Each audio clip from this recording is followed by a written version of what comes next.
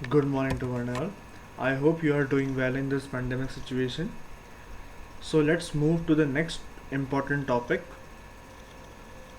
for TCS NQT test series, that is Fibonacci series. Many questions were previously asked from this topic, so it is very important to focus it on. So let's move to the question and understand its basic idea. So here we have to print a Fibonacci series. So the number of terms to be printed here should be given by user as a number here stands for integer. So the input, now understand the input. So input is just for the one line where the user input it as in an integer form. Output is also is an integer form, and for the ith iteration given by user as an input, it should print the element or number which is present in the Fibonacci series. Now understand some facts which are very important regarding solving of question. So Fibonacci series is a sum of two preceding numbers.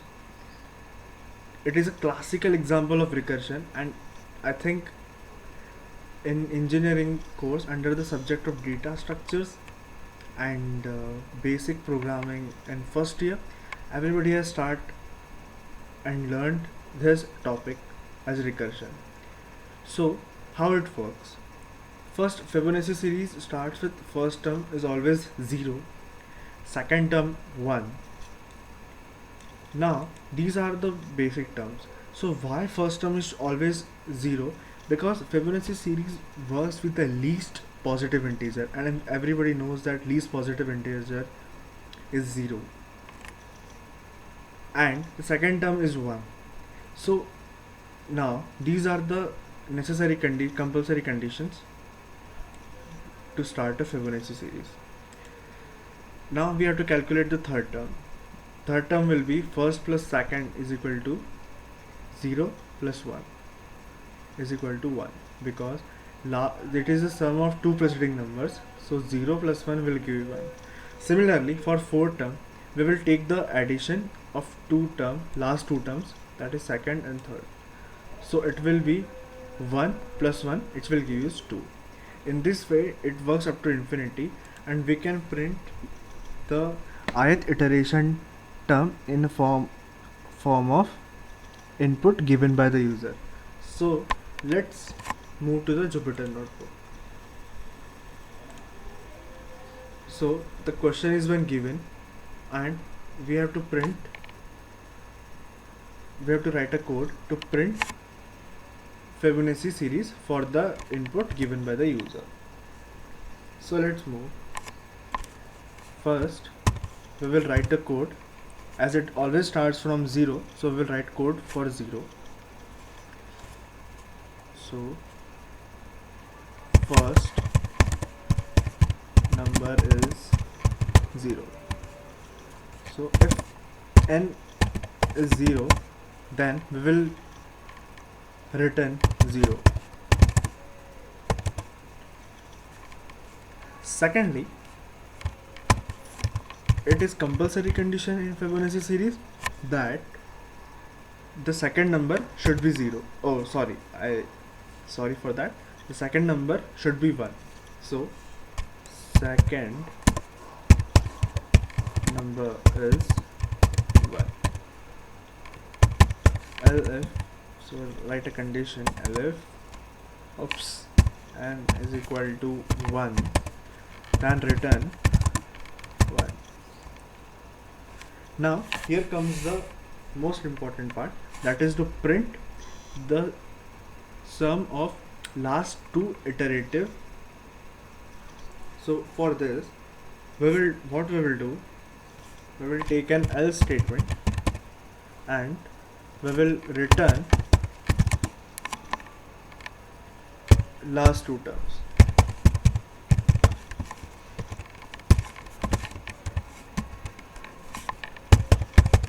Like this, Fibonacci n minus 2. Now here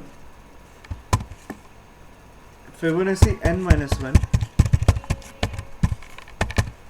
stands for last iteration. Last term. And Fibonacci n minus 2 stands for second last term.